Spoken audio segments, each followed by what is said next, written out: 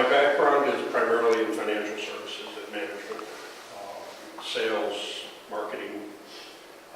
I've taught this class last month, and I'll teach again next month, but I've taught pieces of it many times to not only here in Ukraine, but in Macedonia when I was there, and also in America. One of the things when I worked in a bank that I did is I loaned money to people who wanted to start a business. And primarily these people were professionals. They were doctors, they were lawyers, they were dentists, and they wanted to start their own business. But on occasion, people would come in and they'd say, hey, I have an idea. I want to create something, or I want to start my own business. I want to open a muffin shop, or I want to open a cafe. And they needed to get the money to do this. And part of my role was to sit with them and counsel them and talk to them about all of the steps that are necessary in starting that small business. So today what we hope to do is we'll talk a little bit about what it means to be an entrepreneur, someone who's going to start their own business, someone who wants to be their own boss. Then we'll talk about an idea. You can't have a business without some kind of an idea. And we'll talk about what that means and how to identify a problem that you're trying to solve, because every business solves some kind of a problem. It doesn't matter what it is.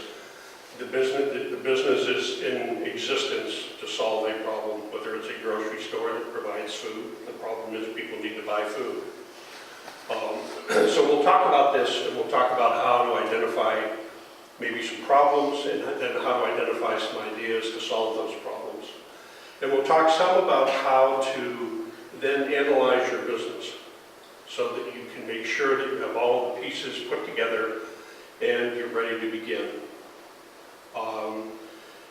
And that kind of will wrap up all of what we talk about today. So what I'd like you to do is kind of take a few minutes and think about what being an entrepreneur means to you. Okay, and here's some questions that you can ask yourself as you're thinking about this. You know, why do you want to be an entrepreneur? Why do you want to do this? Is it because you want to be your own boss, or you think you can solve the problem of the world? How should you start? How do you get your customers? What defines a good project or a good idea? Where do you get your money?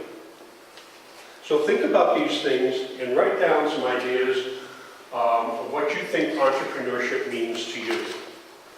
So as you're going through this, look at what you've written down and highlight some key words that stand out. You know, maybe you put down that you want to help other people, or that you want to solve a problem, or that you want to provide for the homeless, or you want to create a solution for recycling. Highlight, just big words that will capture the meaning of what you want to do. We'll use these ideas later.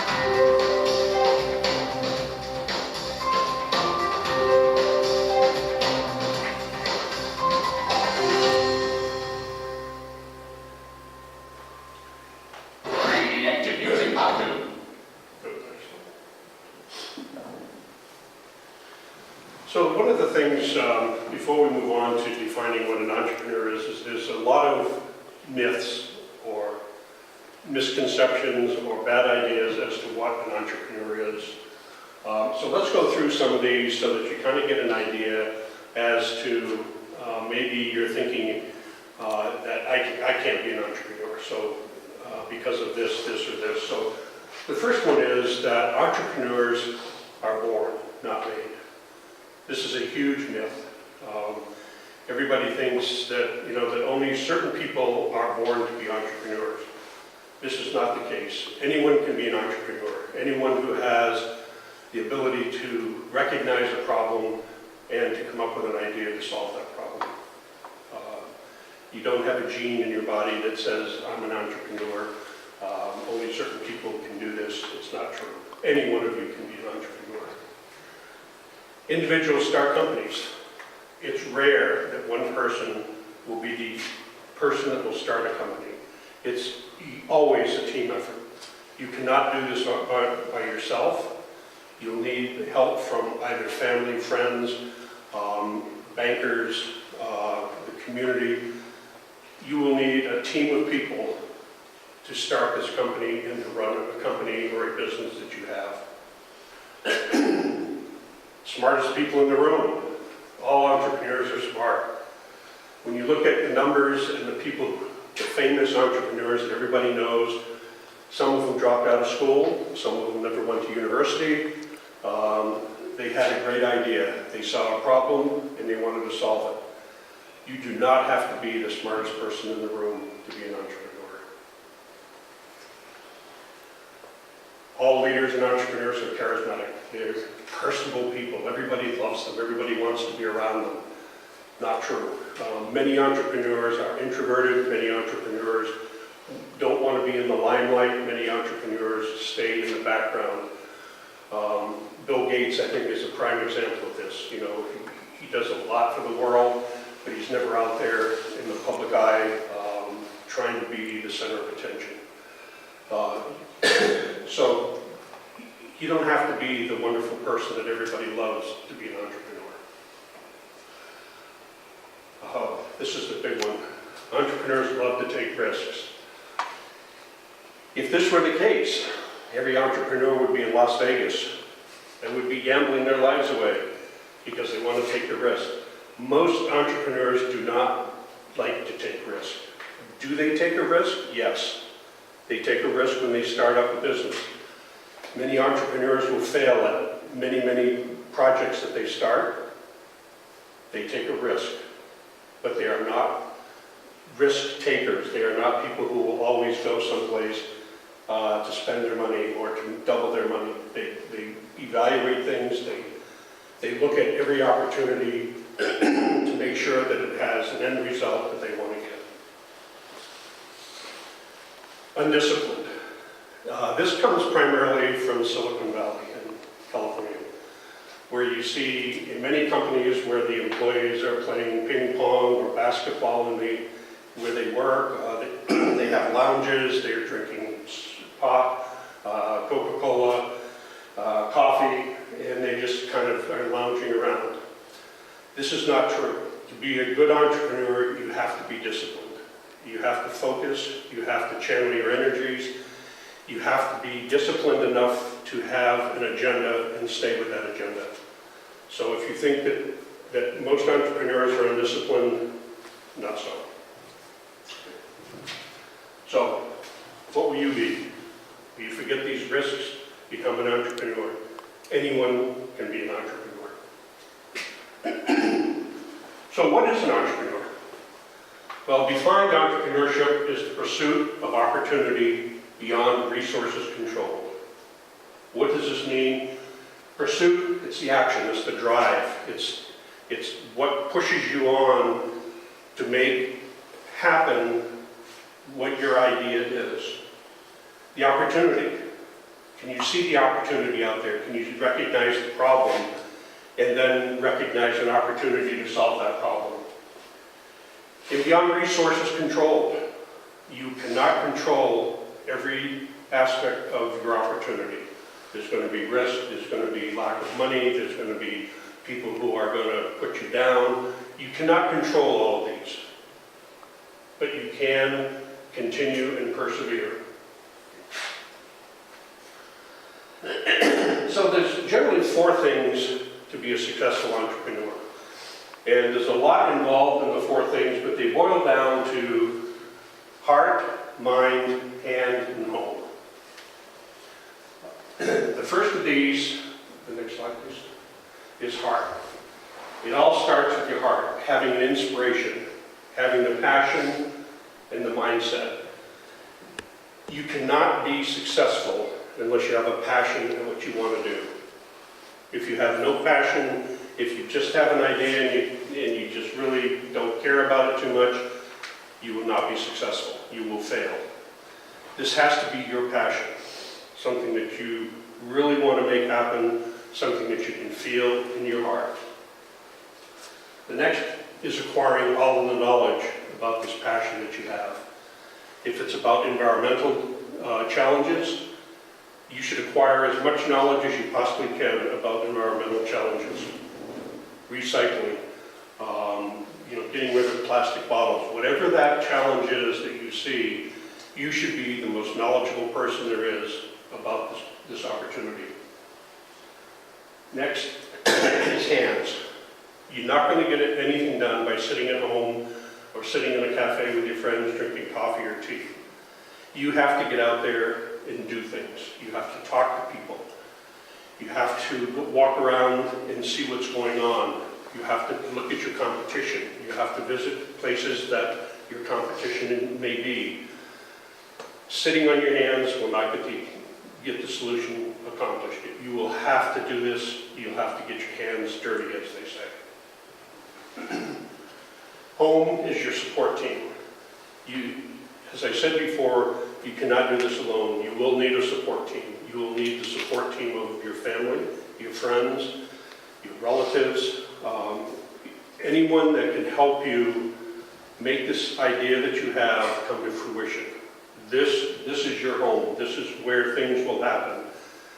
This support team will be there when you fall down and you need help pick back up. It'll be there to cheer you on when things are going great, but you will need a support team. So some questions, that you should be thinking about is, this will be hard, do you still want to do it? It's going to be difficult. It's going to take time. It's not going to happen in a week, a month, maybe a year, maybe 2 years. You can't do it alone. You need a team. You have to leave your comfort zone. Everybody loves to work in their little comfort zone, but you're going to have to step outside the comfort zone that you have. You're going to have to do things that maybe you feel very uncomfortable doing. Excuse me. You'll seek and listen to advice from others. This is a very important key to accomplishing what you need to accomplish, is listening to what people say without prejudice, without thinking, that person's really stupid. Why would they say that about my project? I know better. Listen to what people are saying, take their input. You don't have to take their advice. No one's saying you have to do this, but you should at least listen. It's a lengthy process. As I said, it won't happen in a week, it won't happen in a month, it may take a year, it may take 2 years. And last, there's no assurances of success. You may fail, you get up and you start again. Every successful entrepreneur, regardless of who they are, has failed at many projects than they have been successful at. So failure is a good thing. Failure, you learn. You learn from the mistakes, you learn from how you failed, and you don't make the same mistake again. So don't wait. Be a wild, adventurous, problem-solving entrepreneur. That's your task. You've got a great idea for business, and you're going on the internet, and you see the same thing. You think, oh, wait a minute, this is my idea. How come this person has it out there? So what would you do? Would you give up? You just say, well, okay, I guess I better do something else. Or you kind of go in there and look at their idea and see what they've done. How can you make it better? How can you make it different? How can you make it so it's more appealing to the people that you want to buy your product? So where does the majority of your money come from? This is probably the biggest challenge that most entrepreneurs have, especially ones that are starting out, people who are starting a business for the first time. Their biggest challenge is finding money. In Ukraine, it's very difficult to find money at a bank or a financial institution. So entrepreneurs have to primarily rely on friends, relatives, family members. Maybe you have someone who wants to invest because they think you have a great idea. But you don't have the normal venture capitalists or angel investors, as they're called.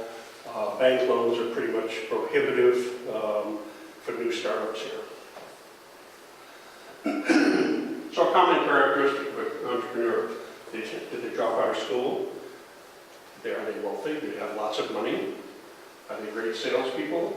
Are they resilient? You know, it could be any of these. But in most cases, most entrepreneurs did finish school, some have not. Most of them are not wealthy. Most of them started out, some were very poor, some didn't. They just had a great idea. They were good salespeople. They could talk their idea out. They could sell their idea to a lot of people, and they were resilient. They could continue on. They fall down, they get back up. They fall down, they get back up. What do you think is most important in entrepreneurship? Your idea, your market, or your team? Probably the team. The team is going to gel, and it's going to define your market. It's going to further define your idea. The team is going to be important to anything that you do. Which is true. Entrepreneurs are born, not made. No. Entrepreneurs learn from experience, not school. True. Entrepreneurs need funding as an early step. No. None of the above. They tell you in school it's always none of the above, right? Okay? So the first thing that you need to be doing is find a problem, right? You can't start a business or come up with an idea unless you have a problem to solve, right? So you want to do what? You want to look around, you want to find a problem, you want to find something that you are interested in that maybe you can solve. And take 10 minutes and as a team, walk around the room. And what I want you to do is I want you to identify as many problems in this room, all in here, that you can find. Try and find at least 5 and be creative. Just walk around, get up, walk around, look at problems. Here's an idea, there's no windows. That's a problem. Okay? So don't be afraid to get out. First one is ventilation. Ventilation, yes. Okay, so in just a few minutes, we've come up with 10 ideas, 10 problems that need to be solved. So if you take one of these or 2 of these and start thinking about how we can solve these problems, maybe it leads into creating a business. Maybe your business is to come in and redecorate the walls. How would you do this? How much money would you need? So the idea of being creative, about thinking about creative ideas of how you see a problem, no windows. What is your creative idea? To put windows in so you have natural light. Okay? Go to the next slide. Many of us want to become entrepreneurs. Starting your own business is one of the biggest dreams of our times. But how do you get to be an entrepreneur? Most of the advice focuses on the practicalities, writing a business plan, raising money, finding staff, marketing and PR. We'll go down a different route. In our eyes, at the heart of successful entrepreneurship lies something oddly more abstract, an accurate insight into the causes of human unhappiness. To be an entrepreneur means essentially to become an expert in the things that make life difficult for people. That's because every properly ambitious business is in some way trying to fix things for other people. And the bigger and more original what you're trying to fix happens to be, the more successful your business can be. Because consumer society is now well developed, it may be easy to think that all the big problems out there already have thousands of fixes anyway. Think of all those car companies or pizza outlets or news websites. We surely have enough of everything. What could we possibly add to what's already out there? But to get a sense of the vast opportunities that still remain in capitalism, all you need to do is ask yourself where and in what areas you're unhappy in the course of an average day. Every unhappiness is really a new business waiting to be born. Your frustrations are a nearly inexhaustible source of raw materials out of which the businesses of the future can be built.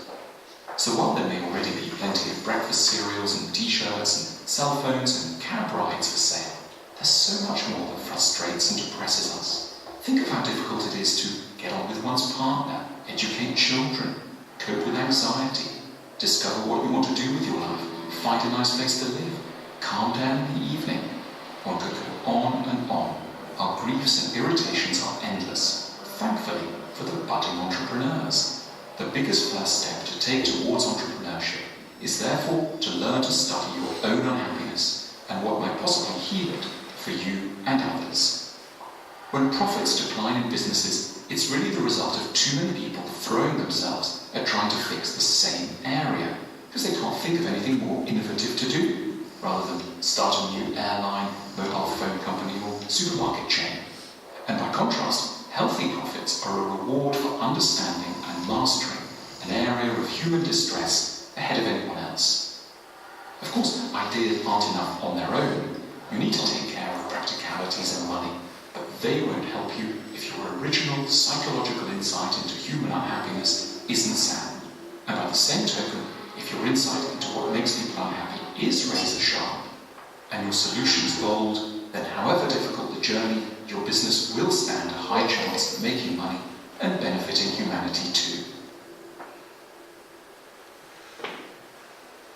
So the key here is that look inside yourself as to what things frustrate you or you're not happy about, and do those generate opportunities for you to start a business.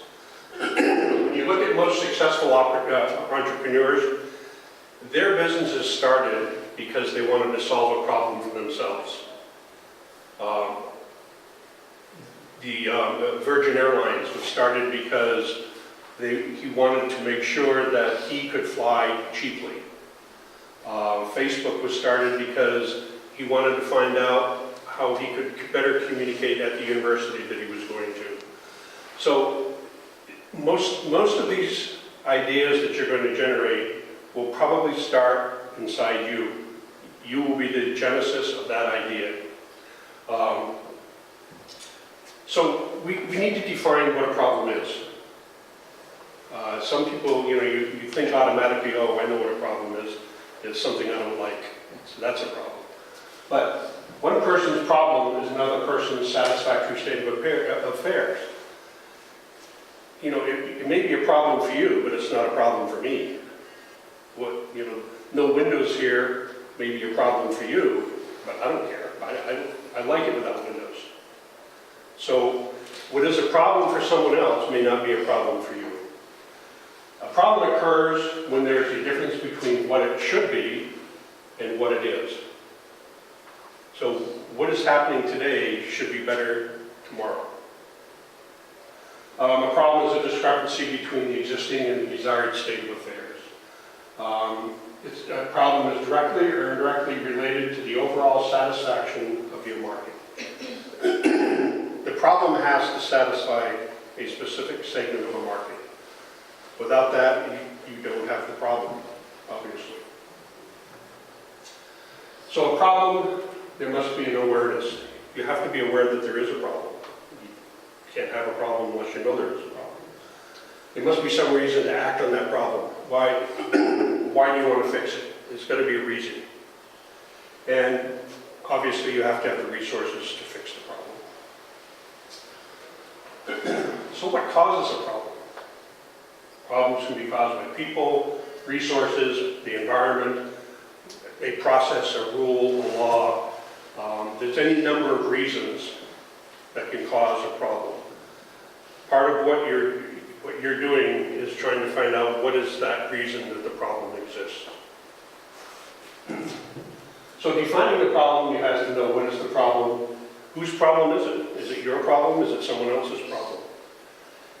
Is the problem worth solving? Maybe it isn't. You know, maybe the problem is there and it's going to be there forever and it's not worth solving. Why should you spend your time and money doing it? And is there a real problem, or is this just a symptom of a larger problem? Can you fix the larger problem, or do you want to try and fix the symptom of the larger problem? If this is an old problem, what's wrong with the previous solution? If there's an older problem out there and you're seeing it, is there a solution for it? And if so, what's wrong with it? Can you make it better? Can you make it cheaper? Can you make it faster? Can you make it more accessible? Does it need an immediate solution? Does the problem have to be resolved today, or will it go away on its own? There's no sense in working on a problem that's going to go away by itself. What conditions must the solution satisfy? You have to, as part of the problem identification, there are conditions associated with that problem that your solution will satisfy those conditions that are associated with the problem. Will the solution affect something that must remain unchanged? So you're trying to create a solution to a problem to maybe something that never needs to be changed. Maybe it's not supposed to be changed. So how do you identify this problem?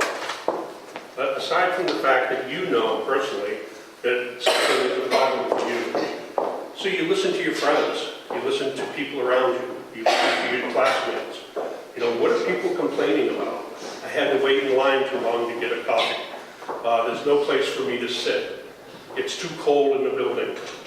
Listen to what people are saying around you. Take a walk around your community. Walk around the streets.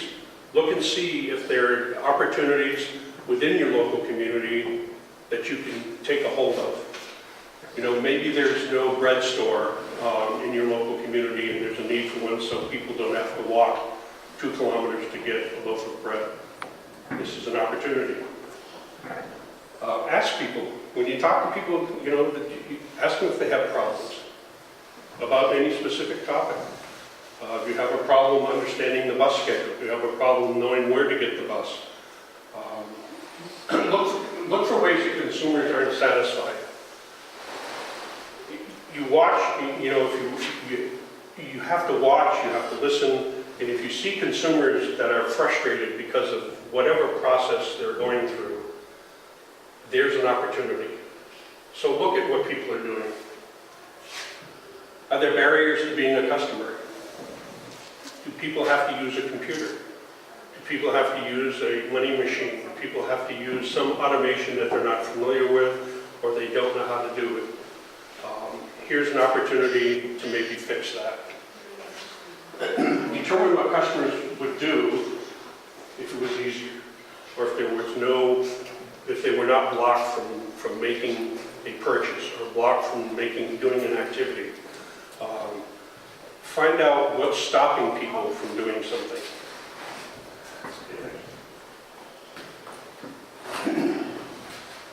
So finding the root cause, which is very important to do, you have to understand the root cause of a problem to identify it. Sometimes asking why 5 times is a good way of doing this. So here's an example. The problem, I'm failing my university classes. Why? I don't understand the information. Why? I do not attend classes. Why? I cannot wake up on time. Why? I don't have an alarm clock. Why? I am too lazy to go buy one. The root cause, you're lazy. So sometimes going through this step, when you're looking at a problem, asking why until you get down to the root cause. It may take 4 times, 6 times, but right around 5 times, just keep asking why, why. And pretty soon you'll get down and you'll find out, well, here's the root cause of the problem. Every problem is an opportunity. Every problem. You look at any kind of a problem you can think of, and there's an opportunity to solve that problem. It may be too big for you to solve, but you cut it down into chunks, but there's an opportunity to solve the problem. So once you've identified that there is a problem, then you have to start refining that problem. You have to start breaking it down so that you fully understand it. As we said earlier, you have to have knowledge. You have to understand all about the problem, and refining the problem gives you a lot of basis for understanding how the problem is, why the problem is there, and maybe how you can go about solving the problem. So you form a team. You get a bunch of people together who may have the same passion that you have, who are interested in maybe helping solve the problem, and you get them together and you start talking about it. You gather data, you interview people, you have focus groups, you do maybe a qualitative method of analyzing the problem, you go on the internet, you research the problem, find out all of the information that you possibly can find out about the problem. You want to define your problem in detail. As many points of the problem that you can find, you want to put down. This is not the time for you to find a solution. You're not looking for solutions. All you're doing is defining exactly what the problem is, and you're looking for any kind of a definition. And it may be, 10 pages worth of what this problem is, why it exists, how it exists. Because once you have all of this information, then you're going to move on to finding a solution for the problem.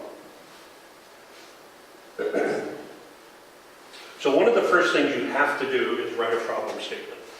And the problem statement is going to set the beginning of everything that you do from that point on. And the problem statement needs to be clearly defined so that everybody understands exactly what the problem is. In the problem statement, you're not writing what the solution is. You're only talking about the problem. So a problem statement is 1 or 2 sentences that describes an issue, a need, or a problem. This is the problem that you're going to solve. This is what your next 1 year, 2 year, whatever the time frame is, you're going to spend a lot of your time doing. It's clear, concise description of the issue or need that addresses the problem. The problem statement should be able to be solved. Curing world hunger is not solvable. It's not realistic.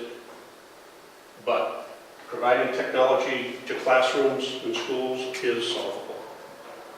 So make sure that when you start defining your problem statement, you're talking about something that can actually be solved. Don't try and tackle something that is way beyond the scope of your ability to solve. So the problem statement is used to focus your team when you start brainstorming. When you start talking and getting in teams to start coming up with ideas to solve the problem statement helps keep the group focused on why they're there and what they're to talk about. It keeps them on track. So for any of you that have been in either focus groups or in brainstorming sessions, it's very easy to start going in a different direction. The problem statement helps bring everybody back to focus on exactly why you're there. So when you develop the problem statement, using the 5 W's helps. And this is not the five whys, this is the 5 W's, which are, who, what, where, when, and why. So who does the problem affect? Who? Does it affect just you? Does it affect a major segment of society? Does it affect the world? Who does the problem affect?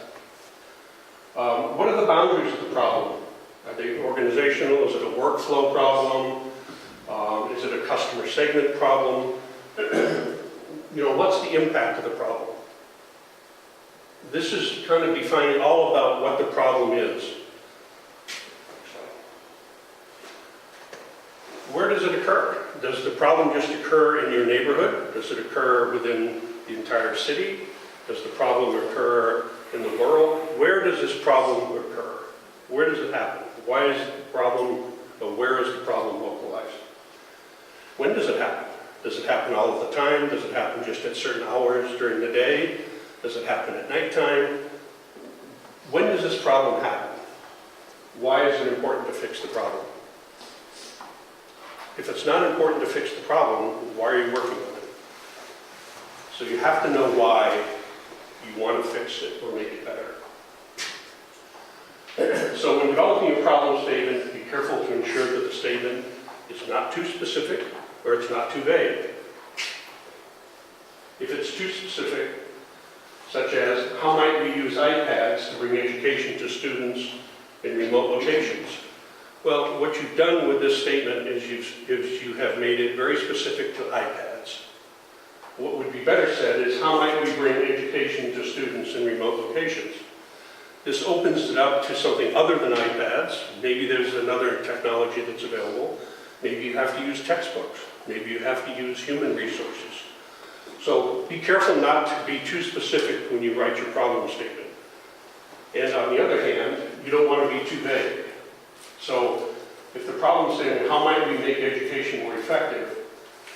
This opens up such a huge area to talk about, and there are so many issues within making education more effective that you're never going to get down to identifying one specific area of education that you want to make more effective.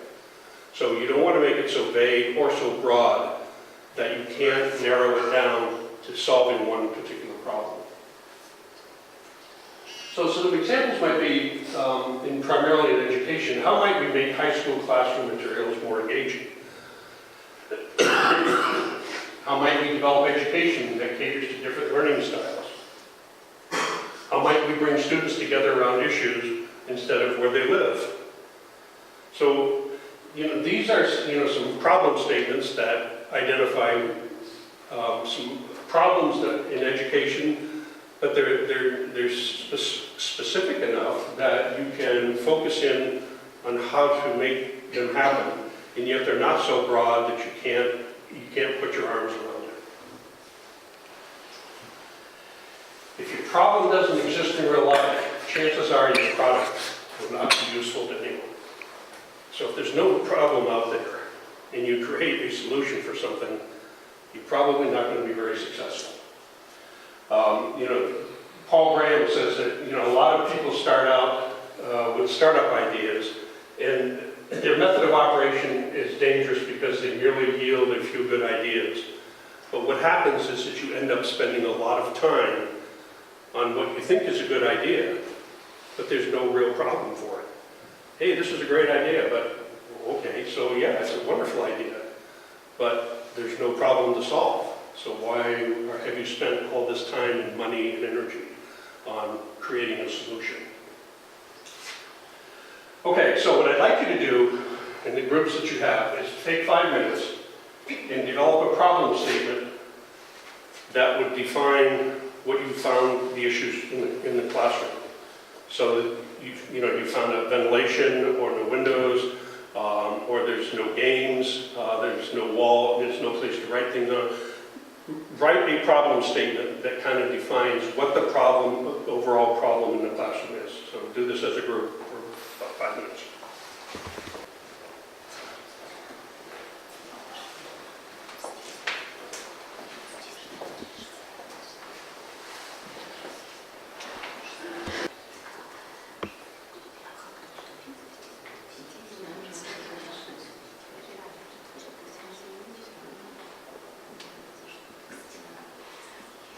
We have 5 problems, and we have not identified one problem. So it makes the challenge of creating a good problem statement more difficult. If we only had one problem that we identified, there's no windows, it's much easier to create a problem statement when there's only one problem. When there's multiple problems within a particular issue, then it becomes much more of a challenge because you have to think more broadly, but yet you want to be specific enough that the problem statement can be utilized. So, maybe, how might we make the room much more pleasurable for people to come into? Well, maybe put windows, paint the walls a different color, put carpeting on the floor, change the lighting. Those may have been all problems that were identified. And so to put them all under one umbrella, so to speak, how do we make it more enjoyable for people to come in here? So when you're creating your problem statement, make sure that you have one problem that you're trying to solve. Don't try and solve multiple problems. Have one problem. That's where the problem identification comes in. It becomes much easier. Created a solution to a problem. You haven't identified what the problem is.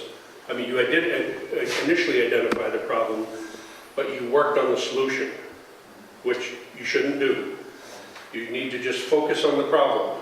The solution will come later, because maybe there's a better solution than having 4 recycle bins. I don't know, but maybe there is. Once again, it's easy to start looking for solutions too early in the process. You want to focus on the problem. Focus on just what is the problem. Forget the solution. We'll talk about how to come up with a solution later, because there's some good steps and some good ways to think about solutions. If you already come up with solutions, what you have done is you've already set in your mind what the solution will be, and then you're not very open to listening to other people when they come up with a solution.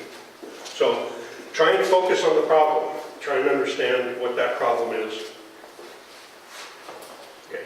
So how many of you have been in a brainstorming session or done brainstorming? One? Okay. Brainstorming, it's a relaxed, informal, structured, and analytical approach to problem solving.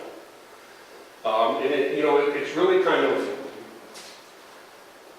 when you say relaxed and informal, but yet structured, this is where the structure part is the problem statement. But it's informal. You want people to be relaxed. You want people to kind of feel they can say anything. A group creativity technique to find conclusions to a specific problem. So why do you want to use brainstorming? Why do you want to do this? Why can't you just sit with your friend over coffee and start thinking about ways to solve the problem? Well, for one thing, you don't have enough ideas. It's you and your friend.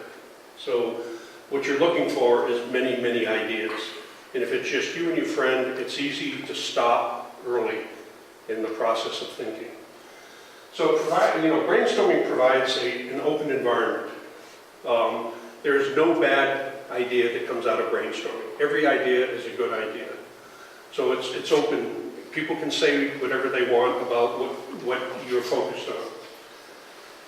It comes up with creative solutions and encourages people to come up with thoughts and ideas that at first can really seem dumb. I mean, someone might say, well, we should take out this whole wall because we want more natural light.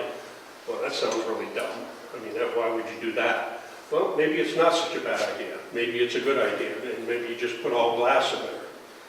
Oh, good idea, right? It brings team members with different backgrounds, different ideas together. So not everybody is the same. Not everybody has the same idea. Men have different ideas than women.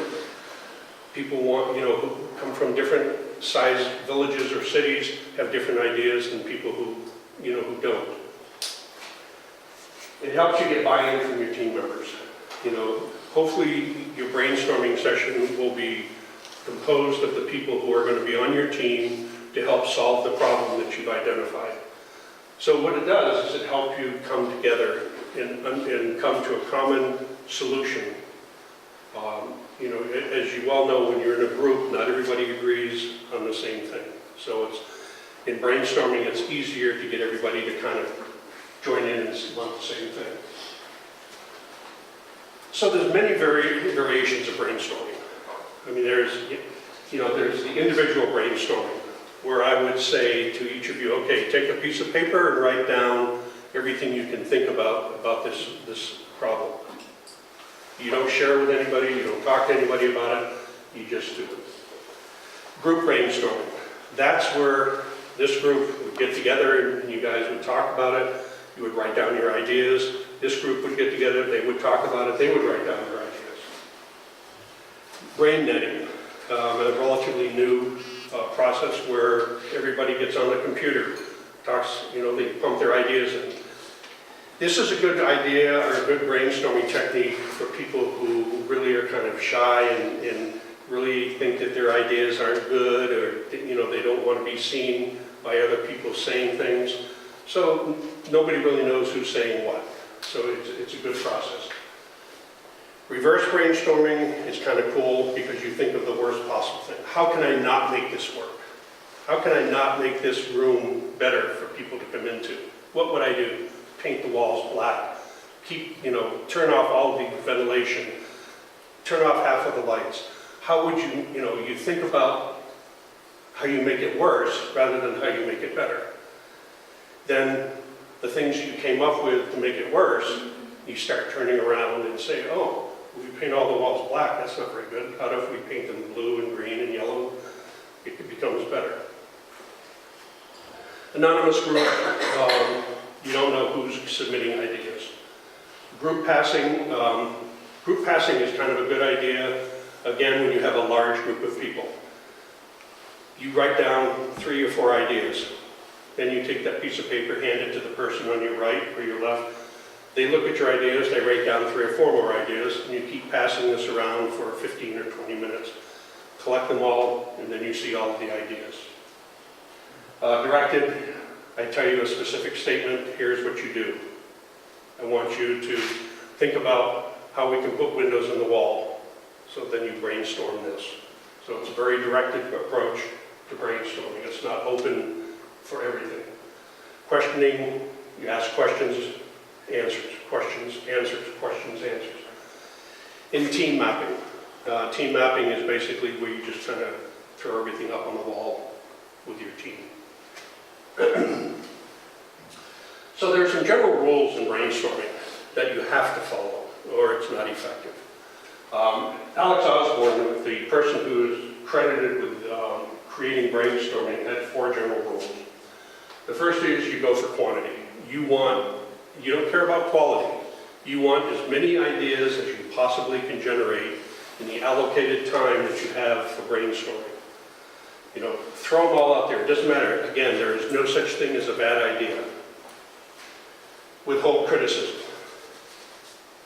And the same goes true for compliments. You don't say, whoa, that's a great idea.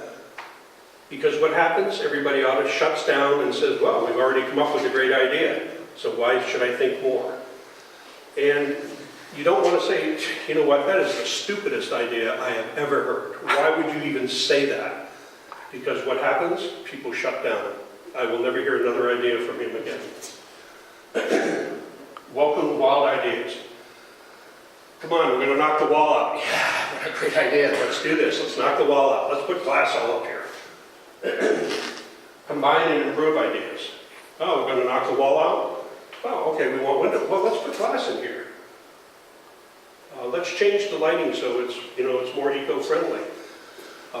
You want to take ideas that people have come up with, combine them together, and see how you can filter them out. But you have to follow the rules. You need to avoid certain phrases. When you're in a brainstorming session, you can't say, oh, come on, we have to be realistic about this. It's technically impossible. How can we put iPads in every classroom? It's impossible. We can't do this. It will work.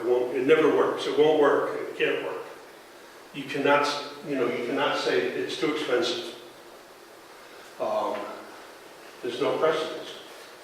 Well, people don't want to change behavior. People don't want to do things differently. People are happy doing what they're doing. That's how we've done it forever. We've done it this way forever. We've always had classrooms with no ventilation. Why do we want to change that? We've always done it that way. The only problem is that it solves part of the problem. It doesn't solve the whole problem. I've got a better idea than that. Your idea, my idea is better. So reminders, as you brainstorm, remember, there is no such thing as a bad idea. Every idea is a good idea. You may not accept the idea in the end, but it's not a bad idea. Build on ideas. You might ask, how might this work? Someone says, we need to paint the walls a different color. Well, how would this work? Why would this make it better? Build on the idea versus, well, if you paint the walls, that's going to, why? It's not going to make any difference. You follow up with someone makes a statement, and you say yes, then, yes, to get them to go further, to think further about their idea. Write all the ideas down, no matter how silly they sound, write them down. Again, go for quantity, not quality. This is not the time for you to come up with solutions. These are ideas. So you want as many as you can get. Don't worry about the quality. So if brainstorming isn't working, you can try brainwriting. Again, one of the solutions is write down 3 or 4 things on a piece of paper, hand it to the person next to you. They read it, they write down 3 or 4 things, they hand it to the person next to them. It's a good process, again, if there's a large group of people, or if the group of people seems to be a little reluctant to want to participate. Because there's a lot of people who don't like to talk in public or like to say their ideas. They're shy or for whatever reason. So this is a good process to go through. We say, okay, nobody talks, everybody just write down 3 or 4 ideas that they have. Okay, now pass your idea to the person next to you. They do the same thing. And you do this until everybody has had an opportunity to do this. So the group's too large, people are intimidated, time is limited. If you only have 30 minutes instead of 3 days for brainstorming, this is a good process to go through. It requires no prior experience. Brainstorming isn't something you can just put a bunch of people into a room and they automatically start doing this because it's a kind of an innate ability. There are certain guidelines to brainstorming, and it's something that does take experience to do good brainstorming. You have to have maybe a leader who has done this before. And it prevents loud or forceful individuals from influencing others.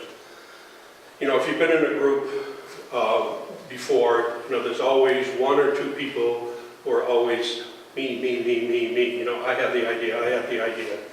And they tend to shut everybody else down. So this is a good way to prevent that from happening, because everybody has an opportunity to write their ideas down without someone butting in. So, let's try this. I want you to take 3 minutes, 3 or 4 minutes, and the problems that we've identified in the room. Now is the time that, when you wrote your problem statement, you came up with ideas. Okay, 4 bins for recycling, windows in the walls, painting the walls. I want each of you to write down 3 or 4 ideas on a piece of paper. Okay, and then what we'll do is we'll pass these around and see what we come up with. They should generate new ideas. And again, the object of this whole thing is to come up with as many ideas as you possibly can. It's not to come up with just 5 ideas, but 50 ideas. Because with those 50 ideas, then you can start taking them down and throwing out the ones you don't want, the ones that you won't, that maybe don't apply to what you're doing. So if you try this exercise, make sure you allow enough time to make it happen. But have a fixed time, 1 hour, 30 minutes, however the amount of time is, have that time. For us, 5 minutes is really not a lot of time. And it's, the problem that we have identified is, is kind of difficult as well, because we have so many sub-problems, if you will, within the problem, windows and floors and lights and air conditioning and heating. So, again, if we kind of go back, clearly define what the problem is with the problem statement so that you have a good idea. That way, generating the ideas is much easier to do when when you have a clear, defined problem statement. So now that we know what the problem is, we've identified the problem, let's find an opportunity. As we say, every problem has an opportunity. So turning opportunities into ideas, you need to develop a preliminary idea of how to solve the need of the problem. So now you're at the stage where you're coming up with, okay, let's talk about some general ideas on how we solve this problem of the classroom. How do we fill the gap? How do we fill in the missing pieces of what we need to do, of what we need to solve? And how do we take advantage of maybe a trend? What is the current trend that we can take advantage of? Maybe it's putting murals on the wall instead of painting. That's kind of a current trend. Maybe it's putting carpet on the floor instead of linoleum because that's the current trend. So take into account what the current trends are, but focus mostly on the problem to be solved, not on the initial idea on how to solve it. So you're focusing on the problem of how to make this a better space for people who want to be here.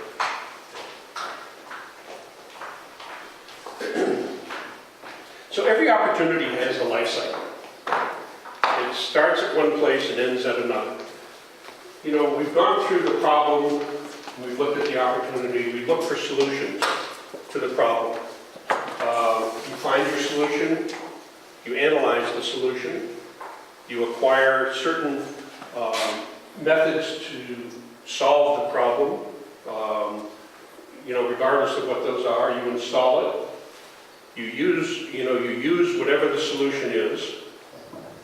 You create some value for the solution, whether that value is to make money or to make people happier or to clean up, the geography. But you create some value for whatever that solution is. You get paid, and the payment doesn't have to be monetary. The payment can be community satisfaction. It can be student satisfaction. That's payment.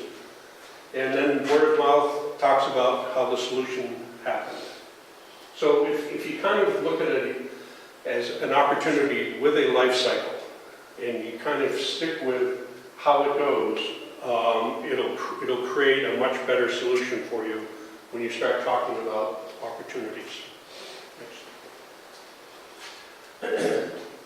Identify the problem, understand your opportunity, and make the best use of your energy. Energy meaning your time, your money, your resources, the people around you. Make the best use of this to solve the problem. Always start with the problem statement. Again, the problem statement is key to finding your opportunity. If you don't know what the problem is, you can't come up with a solution. Who's experiencing the problem? Is there a different end user than the paying customer? Meaning the end user of a bus company are the passengers on the bus. So does your problem does your solution solve a problem for the end user or for the paying customer? What would make a customer willing to pay more for your solution than they pay now? Why would I pay you 10 times more for the same solution that I get today? Well, because you have to make it better, you have to make it different. Where is the frustration the largest and most frequent? What bothers your audience, your market, the most, and how frequently does it bother them? What skills do I have that could give me an advantage in solving the problem? This is why a team is important. Your team brings together many different skills. Those skills are important to delivering your solution to the market. You have one skill, I have another skill, somebody else has another skill. So all of these skills can fit together to creating the solution. Write down as many ideas that come to mind without spending much time on any of them. The goal here is quantity. Quantity, not quality. Ideas. Creativity. How many people are creative?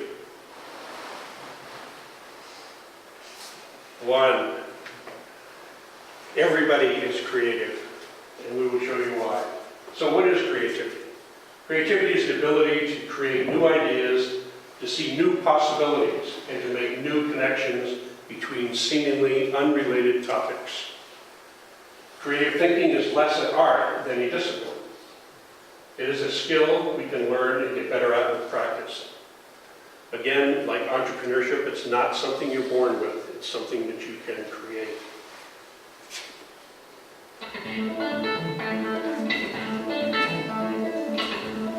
My name is Tony Middlebrooks. I'm an associate professor of organizational community leadership. My doctorate is actually in educational psychology, which is the psychology of how people think and learn. And in my case, a lot of what I learned in my training was how to make people more creative, how to help them become more creative thinkers. Actually, there is a misperception that creativity is something that's inborn and that you can't learn it. But the reality is, everyone can become more creative, in fact, fantastically creative, simply by incorporating a number of techniques and procedures that are out there, as easy as Googling creativity techniques or idea generation on the internet. Every time I teach creativity, I start the class by asking anyone who thinks they're creative to stand up and come to the front of the room. Usually that's about 5 people out of 50. And then I ask everyone, why are you still sitting? And there's a variety of answers. They don't think they're creative. They can't come up with ideas. They're afraid to take risks. But what it boils down to is their belief that they cannot learn creativity and be creative. One of the first things we do is talk about the idea of divergent thinking of many, many ideas from a single problem. If you don't think you're creative, challenge yourself. For example, take a drinking straw and try to think of as many uses as you can for the drinking straw. Then try to think of 50, then try to think of 100. And once you get 100, push yourself even farther. Try to think of 200. I give this challenge to the students in my classes every semester, and they go for 100, they come back, they're very proud. I say, do another 100, and they go, oh. But they do it, and they're always surprised. And some of them come back with even 300 uses for a drinking straw. So if you think you've hit your limit, you think you're not creative, push yourself, challenge yourself, and you'll surprise yourself. The Diamond Challenge series was produced by the Horn Program in Entrepreneurship in partnership with the Delaware Department of Education, Delaware Technical Community. Can you think of 50 things to do with a drinking straw? Off the top of my head, I cannot. But as he said, some students have 300 ideas. I don't know how, but they have 300 ideas. It's like saying, you know, how many ideas can you think of to use this bottle? Well, maybe most of us would come up with, I don't know, maybe 10 or 15. But then I would say, give me 100. And you would, but you can do this. And again, it's being creative. It's thinking broadly. It's thinking, as we say, outside of the box. You step outside of your comfort zone. You step outside of what you think, and you can come up with many ideas. So, in this group, tell me the name of an animal. Oh, elephant. A what? Elephant. An elephant? Okay. A what? Raccoon? Aha. Tell me the name of a flower. Rose. Rose. So elephant rose.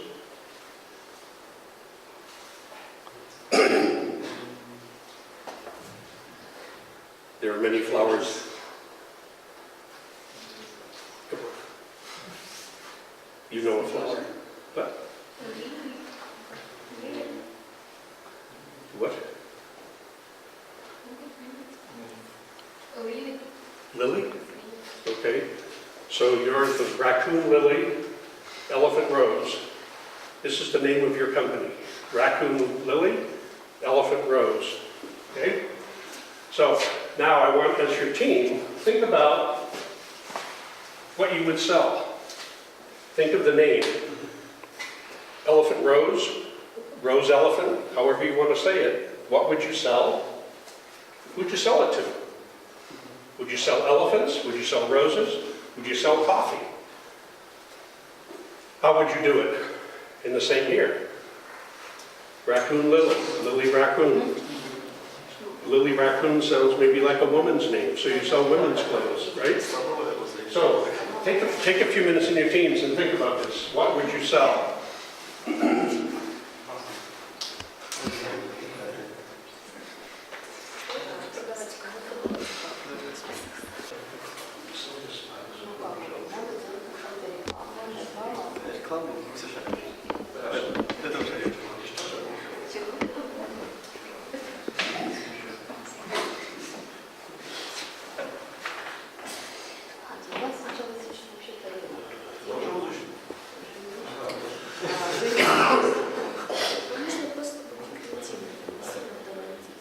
So, Elephant Rose Cosmetics. Yes. It's good. It's a good name. And Raccoon Lily.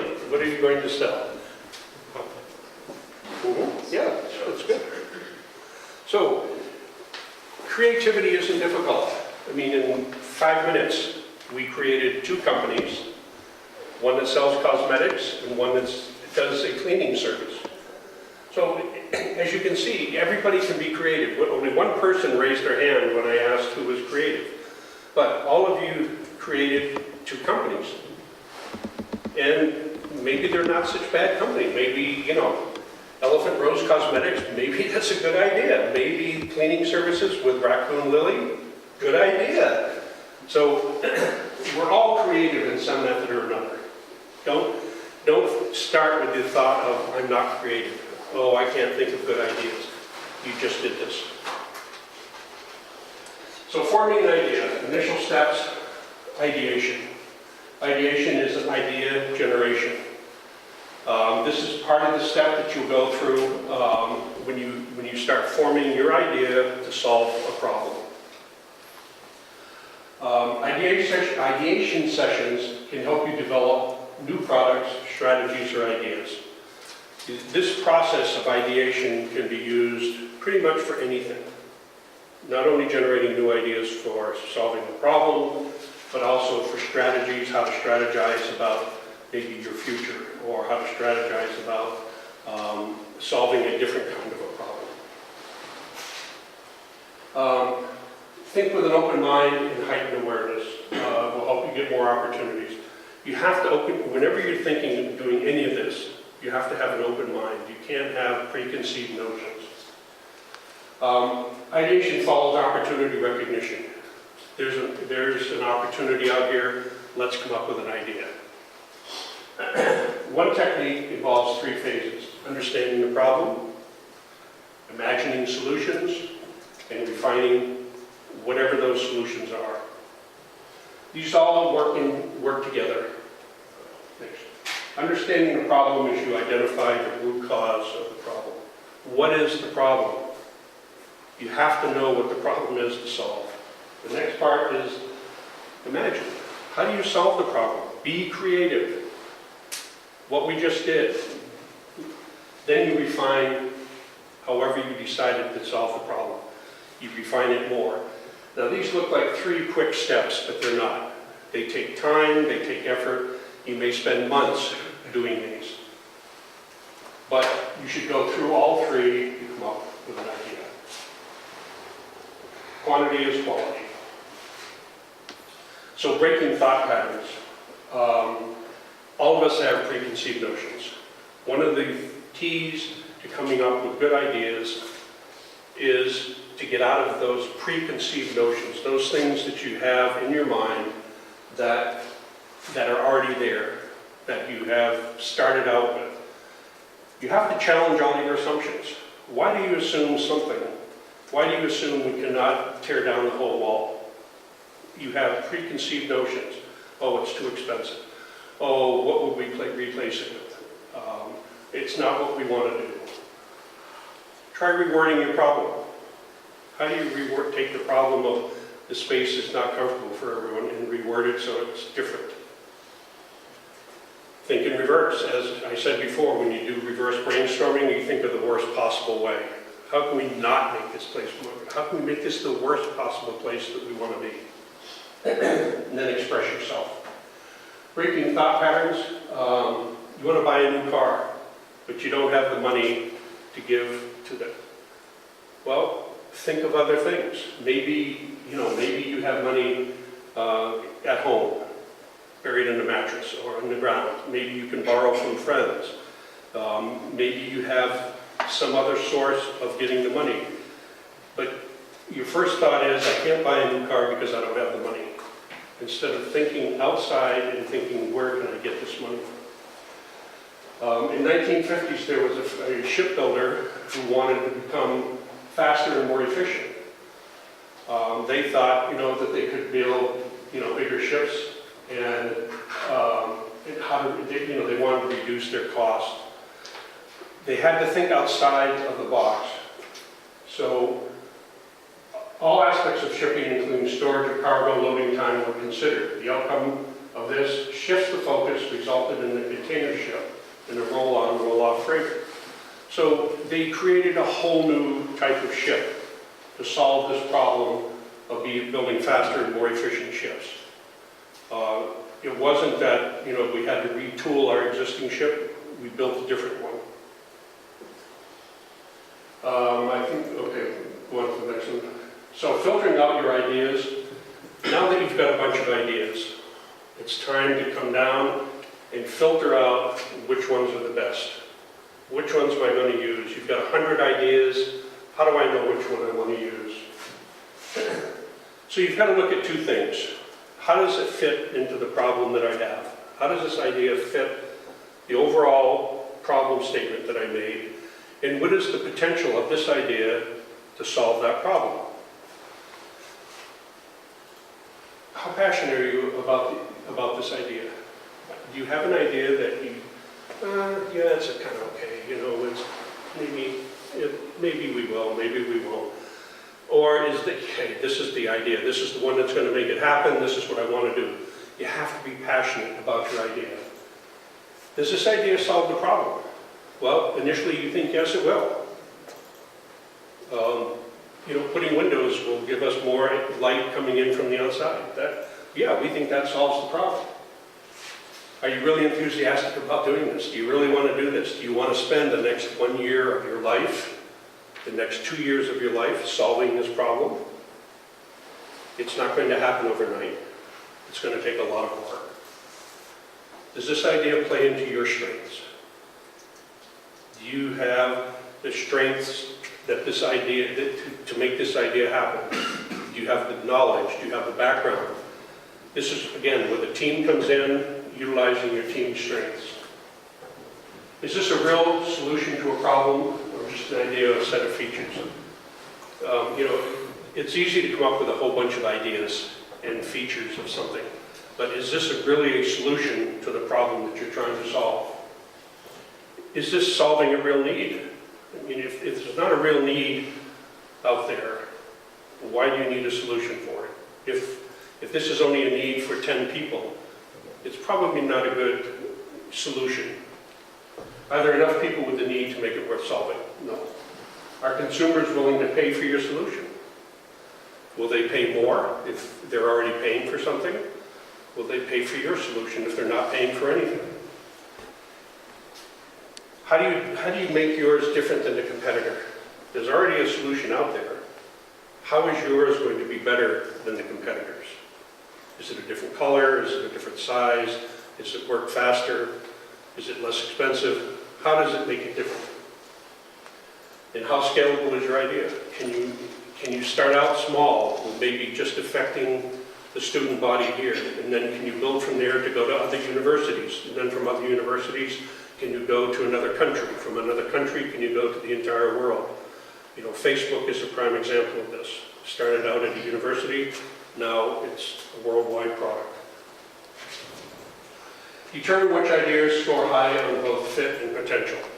So, does the idea fit the problem, and does it have potential of solving the problem? Narrow to a few ideas for the process. Get down to 4 or 5 good ideas. You may combine several ideas together, but get down to 3 or 4 good, solid ideas. Now's the time to do research. Now's the time to start talking to friends, saying, hey, this is a problem. Here's a couple of ideas that might solve that. What do you think? Do you think this is a good idea? They might say, well, no, I don't. Here's the reasons why. Well, okay, you write the reasons why, but you don't discard it. It's just part of the whole process of talking to other people. If you find you're leaning towards one idea, even if it's not the highest rank, go with it. As they say, trust your gut feeling. Trust the feeling that you have inside that this is a good idea. Don't just think, you know, because it's not high on the list, it doesn't have the uppermost fit and potential, that it's not something you should try. Because maybe, because you do feel good about it, that's part of the passion that you have for solving this problem.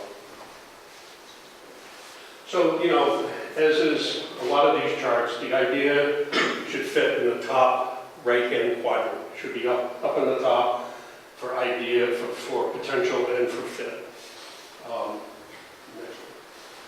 There's no magic formula for this, okay? And there is certainly no perfect idea. Every idea is going to have flaws. Every idea is going to be reworked and come up maybe differently.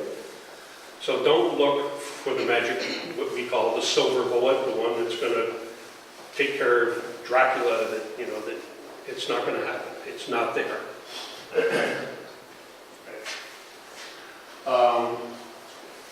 How might you identify a potential idea? Customer problems, aha moments, think outside the box. All three of these are good ways of identifying good ideas. Next.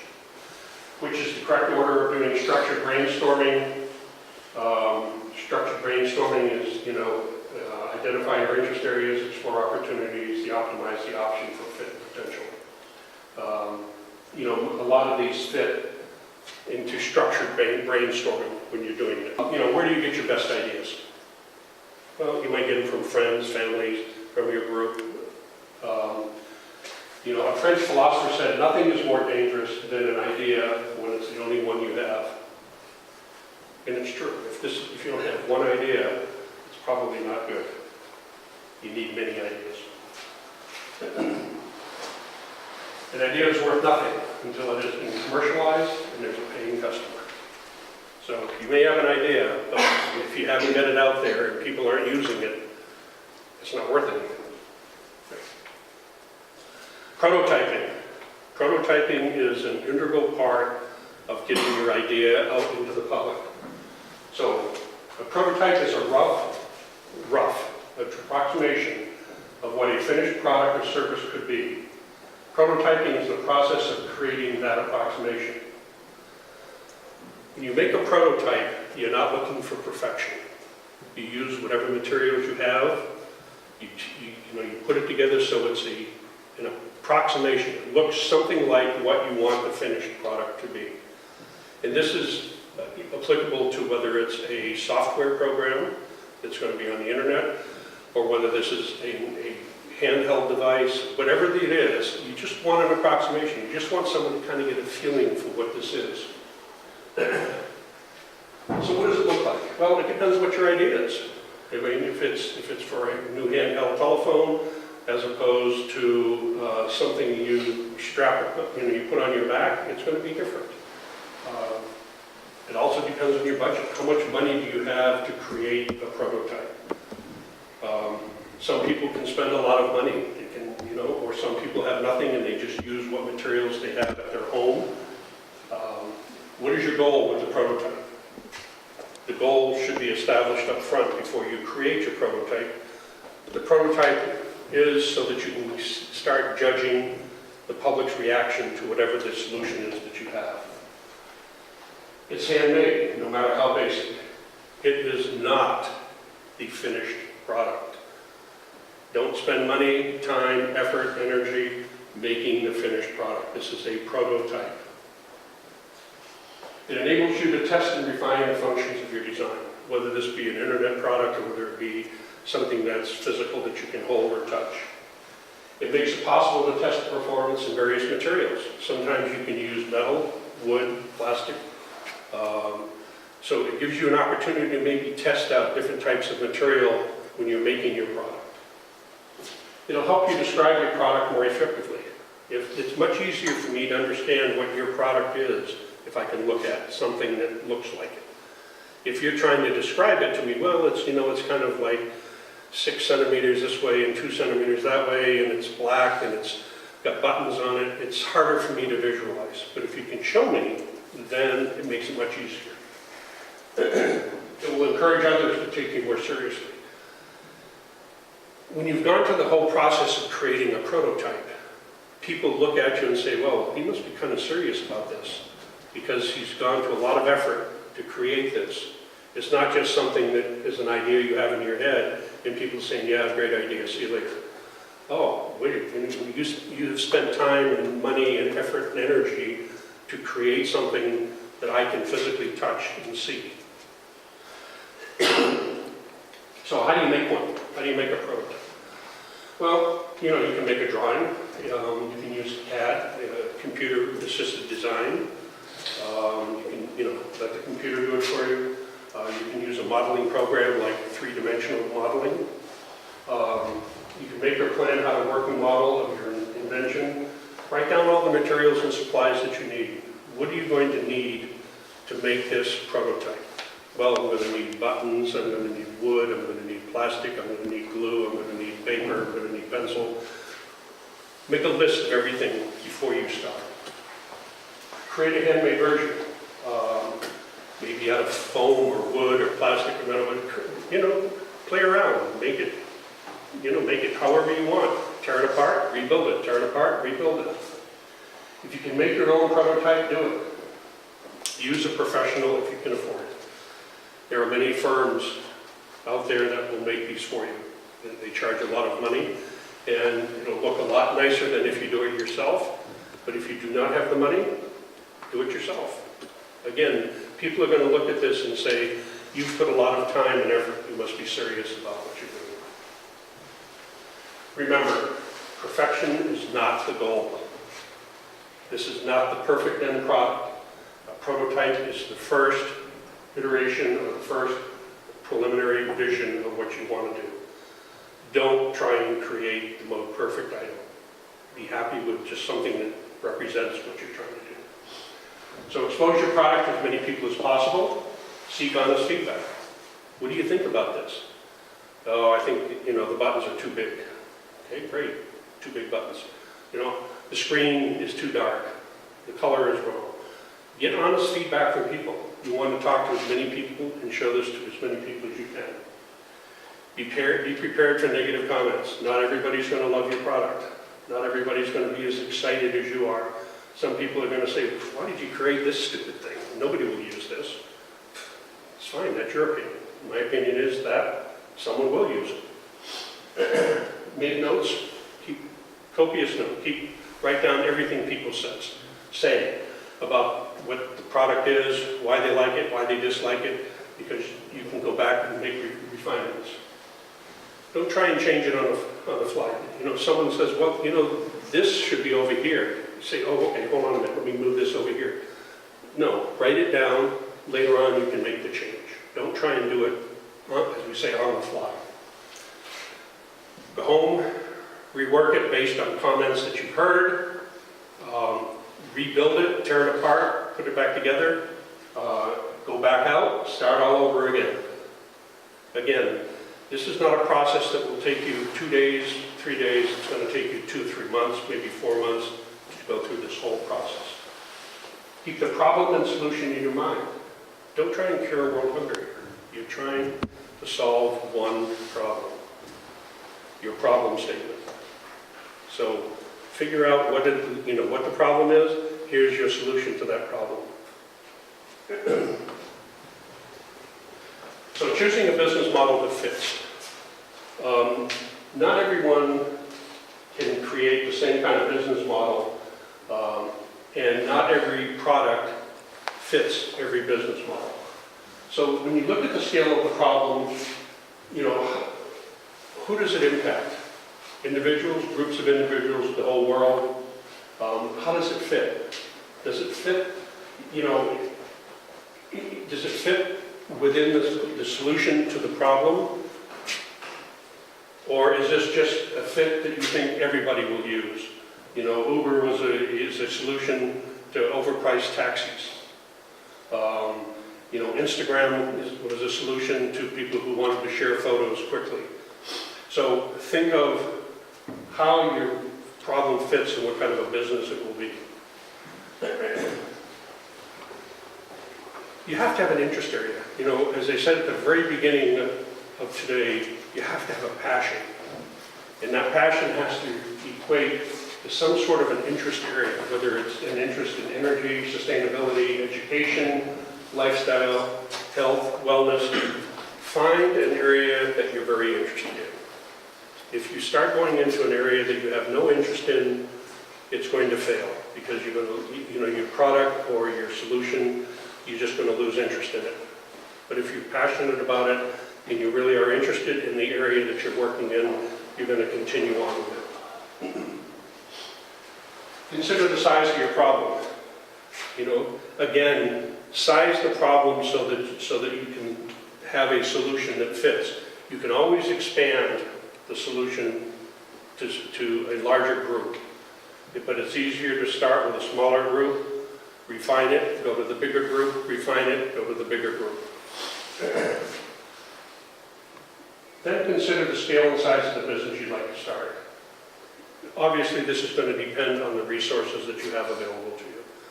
You're not going to go out and have a 10,000 square meter building that you're going to start building stuff in. You're going to work out of your home, out of your apartment. So think of the scale and size of the business that you can start, that you can afford. Then you can work from there. So there are three main categories of a business. There's products, which are something physical that you touch. There's software solutions that are on the computer. And then there's services. Backroom services, call centers, support services that you can help. The service of cleaning houses is the type of service. You know, the software solution might work for selling cosmetics. Some ideas. A nonprofit organization helps people with autism to find meaningful careers. Crowdfunding for organic farms in Africa. Creating a resource for homeless to get free clothes. I mean, there's endless ideas that you can come up with. Three things to remember. Every business needs something to sell, someone to buy, and it is economically viable. If you don't have these three things, it's not going to work. If you don't have someone, if you don't have a product to sell, obviously, if you don't have anyone who's going to buy it, it's not going to work. And if it's economically not going to work, if you're not making money, if you're losing money, it won't last very long. Keep in mind that businesses do not fail. Products fail. It's the product that fails, it's not the business. The business structure could be very sound. It's the product that fails. Okay, the business plan versus the business canvas. We're wrapping this up. These are two very different ways of putting your entire business together. The business consultants refer to the business model as a company's foundation and the business plan as its structure. So the business model or the business model canvas is kind of the foundation, and it's very basic. Whereas the business plan is much more intense, much more detailed. This is kind of what a business model canvas looks like, and we'll go through each one of these. But as you can see, it's fairly simple. There's 9 different segments to the business model canvas. It's very easy to use. It's very easy to kind of put pieces together and move things around. Whereas in a business case, it's much more difficult to do this. So the business plan is composed of a whole bunch of things. I mean, some business plans can go on to 40 or 50 pages. of information. The business model canvas is one page. Right? So, as I said, there's 9 elements of the business model canvas. You talk about your customers. Who is your customer segment that you're selling your product or service to? How are you going to sell it? The channel. How do you get the product or service to your customer? What is your value proposition? Why should I, as a customer, buy your product? What is the value? What is the value proposition? What makes you different than the competitor? How are you managing your relationships with your customer? How do you acquire your customer? How do you keep your customer? How do you get more customers? Your revenue, how are you going to make money? Your resources, what do you need to make your product? What do you need to make this thing happen? What activities do you have to go into to make this happen? What partnerships might you have to do? Do you have to have a partner who's going to supply you with plastic, or a partner who's going to supply you with wood, or who's going to maybe do a circuit board for you, or someone who's going to design a website? And then all of the cost structures around this whole thing. How much is it going to cost you to do this?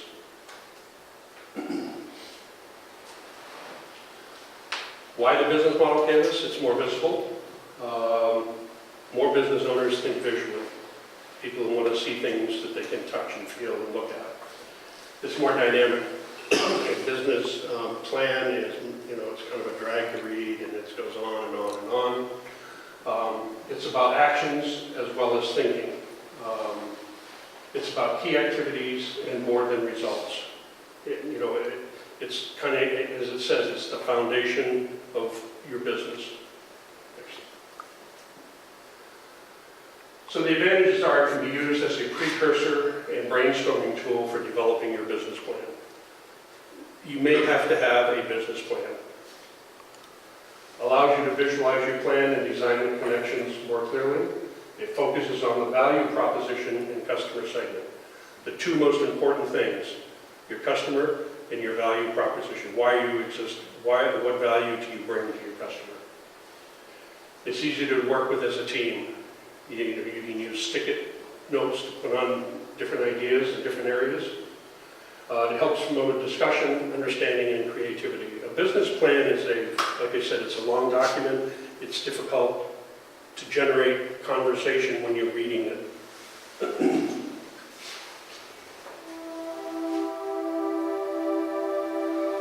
You can think of a business model like a story of how your enterprise will create, deliver, and capture value. And like a story, it can be one you've heard over and over before. For instance, you can start with what most people are fixated on, the value proposition. Travel for retirees. Then decide who you can sell it to. Sketching how you'll get it to them. Okay, a website. And how that will generate revenue. Sure, sales fees. You'll make it easy and automated. Next, you figure out what key resources you need to offer all that, like a reliable website and brand recognition. Carl's thinking his key activities will be marketing, website, and maintenance. And then partners will do the booking.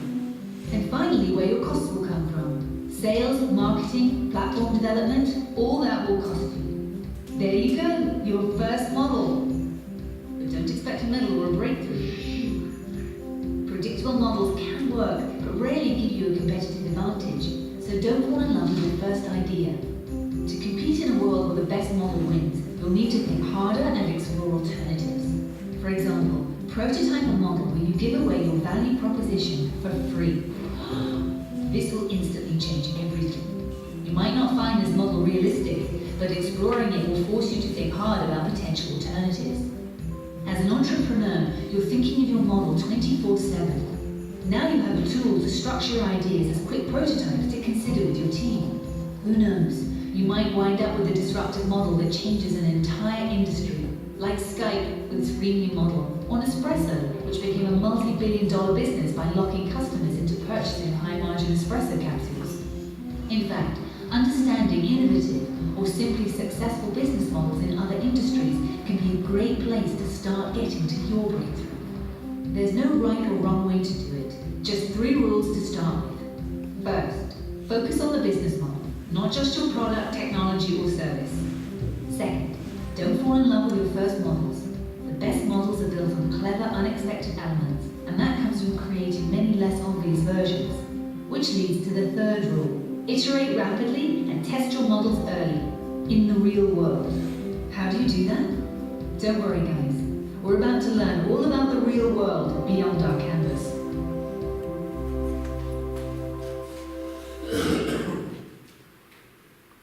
So this is the canvas, and these are out on the internet.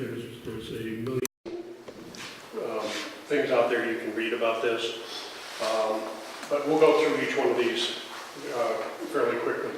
The customer segment, most important. Understand your customers. You need to understand their specific segment. So if you're looking at selling cosmetics to women, are you selling to every female out there? Probably not. You're going to have a segment of maybe women ages 15 to 30. So there's a segment within the whole structure of your customer. You know, maybe later you develop a product set that fits people 50 to 70 years old. So define your customer segment. You have to understand their background, their lifestyle, their behavior, you know, what are their wants, needs, and desires. Understand your customer. If you don't understand your customer, it's going to be difficult to create a product that they're going to want to buy and use.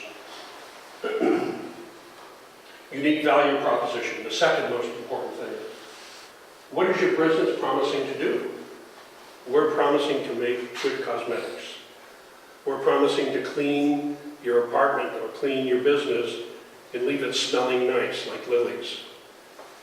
What are you promising to do? This is what people are going to look at. This is the promise that you made to your potential customer. You have to fulfill that promise. Your distribution channel.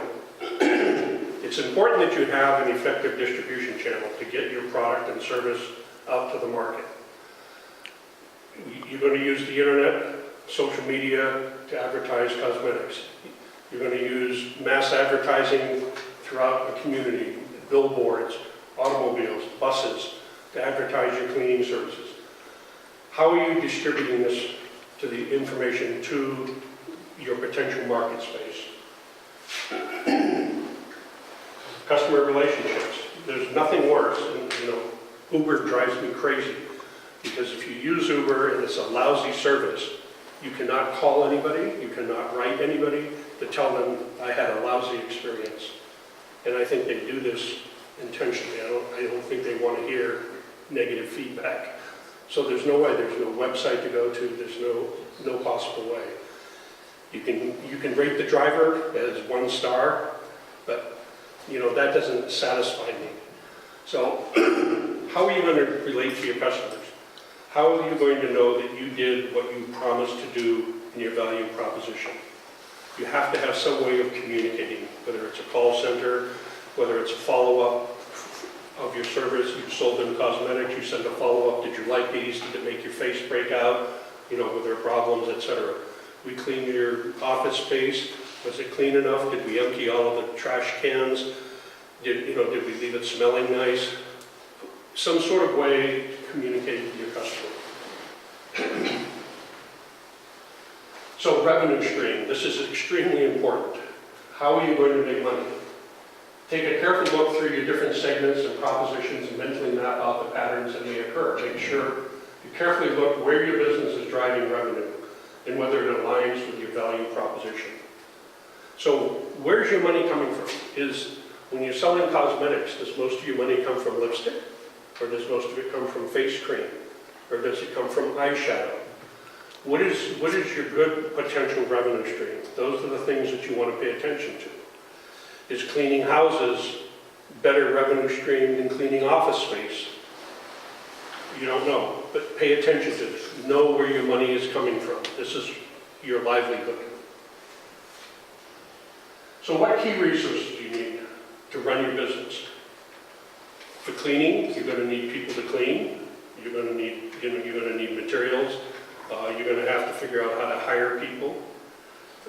With cosmetics, if you're selling online, you're going to have a good website builder, you're going to have some way for people to pay for the product. So look at the resources that you're going to need. You know, are they human, are they financial, are they physical, are they intellectual? What kind of resources will you need? Make sure you list them all, understand what they are, understand what they're going to cost you. Activities. So what do you have to do to satisfy that promise that you made in your value proposition? What activities? Do you have to build something? Do you have to do something? Do you have to demonstrate something? Do you have to fix a distribution channel? What activities? You should be very aware of all the activities that are required in order to make your product successful. Partners. Do you need partners? You need cleaning supplies. You need mops, brooms, cleaning supplies. You're going to need product. Where are you going to get your makeup product from? Do you make it yourself? Do you buy it from someone? So who are your key partners going to be? Developing key partners is difficult because you want to get the best value for your money. You want to buy the best products available. You have to decide, are they going to be long-term partners? Will they be in business tomorrow? There's a lot of things to decide when you start looking at your partnerships. Your cost structure, important. The idea is to keep your cost as minimal as you possibly can to maximize your profits. You know, there's cost-driven, value-driven, you have fixed costs, you have variable costs. You need to understand all of the costs that are involved in your business. Everything. You have to include your time. Your time is an expense. At some point you may be just sitting back and you have to hire someone to take your place. You're going to have to pay that person. So you should factor in your cost, your time, your effort into the expense of the company. If you're working out of your home, that's an expense. You have to recognize that expense. You may move from your home at some time, then your expenses will go up if you haven't accounted for it. So that is kind of the business canvas when you start putting all of these things into perspective. The business plan. The business plan talks about what will happen in the future primarily. Here's where my business is going. Here's what it's going to do. It helps you figure out how much money you'll need. You know, a business plan talks in depth about all of the funds, all of the expenses, all of what you're going to have, whereas the business model canvas is kind of a cursory. Even though you're in depth, this goes into much further detail. It goes out maybe 3 years or 5 years. A business plan will help keep the vision in focus. You know, it's much more detailed, and it has it's a step-by-step organizational structure. So if you ever kind of get lost as to where your business is, you can go back to your business plan and you can see, oh, this is how I intended to have the organization structured. This is how I intended to do my manufacturing. This is how I intended to hire people.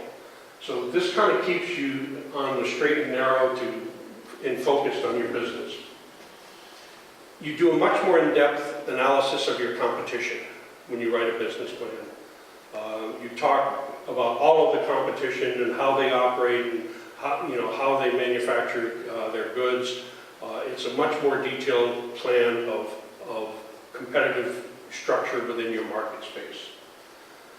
It defines a very clear sales and marketing strategy. How are you going to sell your product? How are you going to market your product? How are you going to tell people about your product? In a much more detailed, we're going to have it on 25 buses, we're going to have it on 10 taxis, we're going to put up 15 billboards. It goes into much more detail rather than saying we're going to do mass media. It projects future revenues and profits. The business model canvas does not talk about future revenues and profits. P&L statement, profit and loss statements. A business plan will talk about 90 days, 1 year, 2 years, 3 years, how much my profit is going to be. how much my expenses are going to be.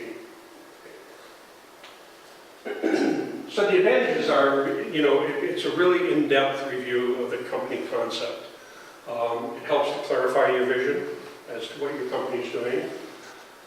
Determining if your product or service has a sufficient market, because you do a very in-depth market analysis about your product and its acceptability within the market space.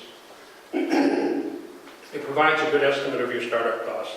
How much is it going to cost me to roll the product out the door so that people will buy it? An important piece is convincing investors and lenders to fund your business. This is primarily what a business plan is used for. In America, it's almost mandatory if you go to a bank and you want to borrow money, you have a business plan to present to the bank. I suspect here would be the same, but most banks probably are not going to lend to a startup business.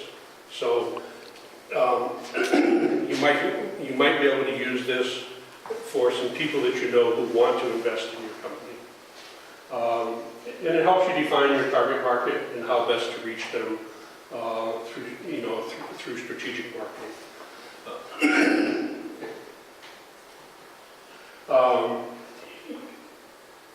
It'll establish your competitive position. It helps the business make money by developing effective operational strategies. It understands the risks involved, and it sends a value on it. It sets a value on the company. A lot of times what a business plan is used for, in the event you have to sell the company, either because it's making so much money you just want to start something else, or it's not making a lot of money but someone is willing to buy your idea, the business plan will help that person understand more about the company and how it's structured. So the key elements of a business plan are an executive summary. The executive summary is always written last. It is the very last thing that you write, but it's the very first thing that you read on a business plan. And most people only read the executive summary. You have a 40-page business plan, and the only thing they read are the first 2 pages, which is the executive summary. The rest they don't read. You have a market analysis, which is the analysis of your market space as to the acceptability of your product. What is the market for your product? The company, business, or service description. What is it you're selling? What are you doing? What is the service that you're providing? How is it structured? The organization. What is the management structure? Do you have, is there someone who's in charge, someone who is second in charge? Do you have someone who hires people? Do you have, manufacturing? How is the organization going to be structured, and how is it going to be managed? Your service and product line. What is the service that you're going to offer? What is the product line that you're going to have? We're going to offer cosmetics that are just lipstick right now to the ages of 15 to 25. We're going to do cleaning services of, offices that are smaller than 500 square meters. Something, define what your service and product line is. A definitive marketing and sales strategy. How do you market this product? How do you sell it? If you don't know how you're going to sell your product or service, you're not going to be able to do it effectively. Just having it on going around town and stapling things to a telephone pole or on a bulletin board is not going to help you sell this product. You have to figure out a marketing strategy and how you sell it. Where's your money coming from? How do you get money to start the company? How do you get money to continue the company until you start making a profit? Your funding sources and all of your financials, your profit and loss statements, all of the financial information that you have to put together to show projections for the next 30 days, the next 90 days, the next year, the next 2 years. So, is it obsolete? Is a business plan not needed? Well, the answer is yes or no.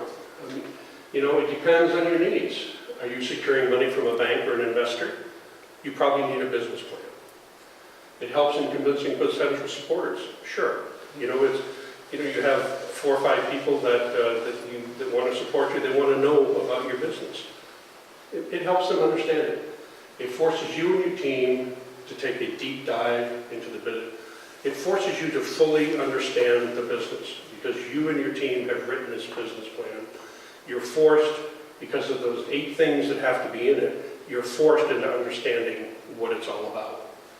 And it helps if you have insomnia. It helps if you can't sleep because you can read it and it'll put you to sleep. Business plans, by their very nature, are boring. Like I said, the only part that really ever gets read are the first 2 pages, the executive summary. The rest of it, somebody puts on a shelf and there it sits. So, putting it all together, we start here, empathy. What is empathy? We have a feeling for something or a problem. We want to solve something. We really need to understand and want and have that empathy for fixing something that's wrong. We then define the problem. We define what this is. We define what this is all about. What is the problem? We spend a lot of time defining exactly what this is about. Then we come up with ideas. We ideate. We sit down in a group. We brainstorm. Whatever form that you take for brainstorming. And we figure out what are ideas that we can solve this problem. Then we build a prototype. Prototyping is extremely important if selling your idea. So we build the prototype. And we build the prototype out of any materials we can, as less expensive as we can. The next is the testing. Go out, show it to everybody, talk to people, look at my idea, touch it, feel it, play with it. And go back and reevaluate. Start all over again. If this, throw that away, let's start again. What is the problem? Well, you know, what am I passionate about? How do I define that problem? What ideas can I come up with to solve that problem? How do I build a prototype? How do I test it? And you may have to do this 4, 5, 6 times. Again, this is not a quick process. This is a slow process. It's going to take time, especially if you want to do it correctly. Just take a piece of paper, you know, divide it up into these 9 blocks, and then just fill in the blanks. Don't go deep dive into this. You know, this is very cursory. This is very quick. We'll probably take about 5 hours to do this. So you're here until tonight, right? Yeah? No? Okay. It's let's take like 20, 30 minutes to do this. One thing I didn't mention, if you notice on the canvas, it's kind of split in 2. The 3 boxes on the right side, the customer relations, customer segment, channels, all relate to the revenue stream, the money that you make. The ones on the right, key resources, key activities, key partners, all relate to your cost. So it's split in 2, and then the value proposition kind of applies to both. So what we will do now is each team will come up and present, and what I would like is for the other team to critically look at what they're saying. If they missed something, or they have something in the wrong box, or you think of something that they should have added, or something that maybe doesn't need to be there. If you're doing this, you know, in English obviously, but if you get stumped, we have a translator who is going to help us. So ask, and we'll figure out how to make it work. So let's take maybe, I don't know, 5 or 10 minutes for each team to come up and talk about, go through your whole canvas, and then we'll kind of wrap it up. So who wants to go first?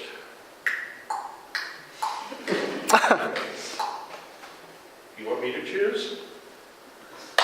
Okay, let's do the raccoon Lily first. Come on up, all 3 of you can come up. So that way it won't be one person. Kind of explain a little bit what your company is and what it does first. Our company company calls the Rakan Lily, and it clean the main purpose of it, the main it cleans offices and private houses. And our key partner is the companies which produce the special equipment for that, and the companies which produce products like soap or etc. for cleaning, exactly, for different chemicals. And it's maybe companies like Gala or Freckenbach. Key activities is cleaning and freshen air. Key resources is our tools, which we have named before, like equipment and chemistry and staff, people who will be cleaning and who will work like our staff companies. And then our cost structure is mostly it's equipment, staff, and also transportation, because we will have one office and we have to move to different parts of city to clean and to manage some of it. Okay, value proposition, it's our company will work fast, qualitative, provide fast qualitative cleaning and do it cheaply.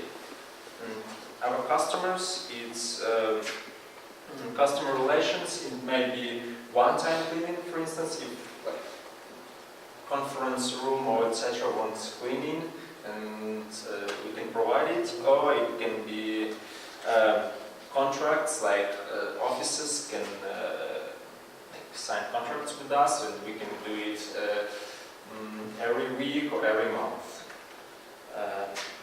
Then customer segments, it can be companies which have offices, it can be private houses, people who can afford such a proposition, for instance, also once a month or once a week, and also it can be institutions, like we're talking about fresh air here, and we can clean we can clean this room much cheaply once a week, for instance. And revenue streams, it's payments for services that we provide. So comments? About the customer relationships, it's true. It was covered. Say what your customer relationship is again. It's one-time cleaning or contracts. Okay, so what do you think? I just Okay, so what you have for customer relationships maybe is better in channel. The customer relationship is how you will speak with your customer, how you will follow up after you do the cleaning. You send them an email if you do a good job. When they call again. So what you have maybe should be in channel. And I think, what were the key activities you had? It's cleaning and cleaning. Okay, Providing so fresh air. okay, that would be probably also under the value proposition, or possibly customer relationship. The key activities here are, what do you need to do to start your business? You need to buy cleaning supplies. You need to hire people. You need to decide on transportation. Do you use your car, or do you have a bus that you use? So all of the activities that you have to do to start your business to begin. I think under cost structure, you didn't put how much you would pay people that were going to do the cleaning, which is important, because that's a big expense. you have to pay somebody to go clean. So that would be a big expense for cost structure. Probably there's two other big expenses. One is the material, the cleaning materials, and the other is the transportation. You know, depending on how you use, if you use a private car, you have to pay for gasoline. So, comments from here? You think? No? It'll be your turn. Okay, thank you.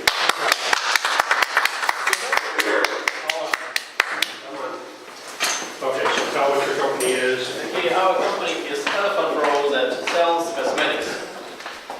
Okay, our key partners is delivery company Nova Pošta. About payment is Private Bank and producer of our cosmetics. So we just we buy from producer. Then key activities. First, we need to find producer who will deliver us products. Then we need to buy or storage where we will keep the products. Then we need to buy and deliver it in our storage. Then we make a site, a landing page. Then make an advertising in social networks and find a call center that will call people after their order. And then we just deliver the products to the customer. Key resources is a human call center, deliver and IT group. Then value props is even elephant will become rose with our cosmetics. Customer relationships is automatic. In about 5 minutes after order, our call center will call to customer. It will be and customer fill in the gap their email. So so IT group send an email with sales after the order. So when with the new sales, they will get a message from about new products. Channels, landing page, social media adverts and distributors. Customer segments is female from 20 to 40, medium with medium budget, and internet users and Ukrainians. Cost structure is about landing page made, advertising, buying storage and buying products. And revenue streams is quantity of sales, payments by sales. Okay, good. Comments? No? On your customer relationship, one thing with this kind of business, you need to think, if I receive the product and I'm not happy, what do I do? Do I call this call center? Yes. And you give my money back? Yes. Do I have to send you the product? We don't have a prep payment, so you can pay in the post, so you can see the product and then you pay. You can see it. You can Try it? Yes. And then pay? Yes. Suppose I don't pay? It's it's like you can see that it's okay. So it's about if you example about techniques. People can see it, check like just turn on, and then they see it's okay, so they pay. If when they see that it's not okay, it's broken or something else wrong, so they don't pay. They just return the product to our company. Okay, so another thing, key partners is in your business is very important because they're going to supply with the cosmetics. And if if they make a bad product, you have to have a contract that says they give your money back and you don't do business with them anymore.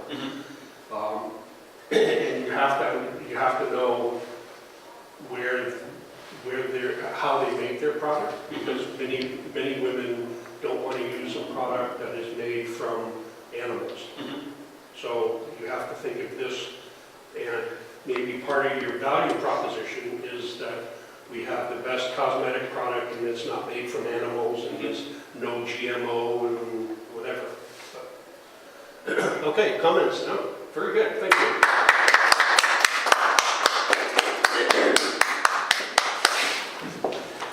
So did you find this exercise difficult?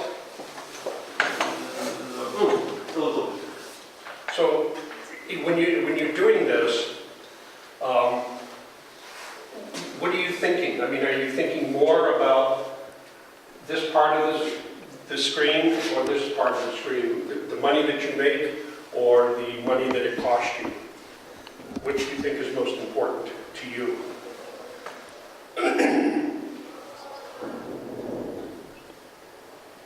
First, it's cost, because to start a business you need a lot of costs, and you need cost for equipment, for people, for advertising, basically.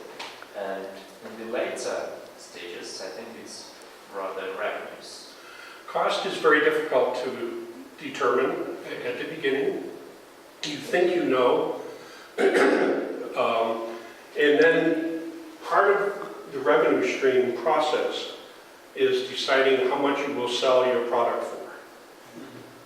And the amount that you sell your product for is determined by your cost. Plus you want to make profit. And when you start doing this and you start doing research, then you find out that, oh, somebody sells the same product cheaper. And why? Because maybe they've been in business a long time and they can buy in big volumes. Or maybe they are selling an inferior product and it's not as good as yours. So all of this you have to decide. And it's difficult to decide how much you charge and how much things are going to cost, because you always forget something in cost. You forget advertising, or you forget that the price of gasoline to drive your car someplace is going up instead of down. The cost to ship through the posta is much more expensive than you thought, or maybe you have to use Nova Posta instead of Ukraine Post because it's better, it's more reliable. So there's a lot of things that you have to consider when you start doing these. I think overall you did good in a short period of time, and with these two companies that I just know I'll see all over Ukraine next year. We talked about entrepreneurship, how to be your own business person, some of the myths about entrepreneurship, and what it takes to be an entrepreneur. Risk, money, passion, dedication. We talked about structured brainstorming, a great idea, a great method for creating ideas. If you've never done brainstorming, try it sometime. Try it with your classmates. Get in a room and maybe it's time to study for an examination. Do brainstorming about different problems and think about how you can do better on an examination, but just play with it. We talked about identifying problems. How do you know there's a problem? Where do you find the problem? How do you look for the problem? Where is it? Is it in your community? Is it an individual problem? Is it a group of people? Is it a worldwide problem? Maybe the problem is with you, yourself, and you have this problem. Opportunity identification. For every problem, there's an opportunity. Idea generation, again, that goes along with brainstorming. Think of ideas. The object is, think of as many ideas as possible. Don't worry about the quality of the idea. You want the quantity. Filtering your ideas, now you have to start getting them down. You have 100 ideas, you need to get them down to 4 or 5 good ideas. What kind of business is good for you? Is it, online business? Is it a product? Is it a service? What is good for the product that you're going to sell? And then finally, the business model canvas and the business plan, the differences between the two, which is best, and which could do, which one do you want to do? My recommendation is if you're starting this, start with the business model canvas. You can do this, and then you can always build to the next, to the business plan. Live in the future and build what's missing or seems interesting. Look to the future, what's out there. Thank you very much. It's been my pleasure.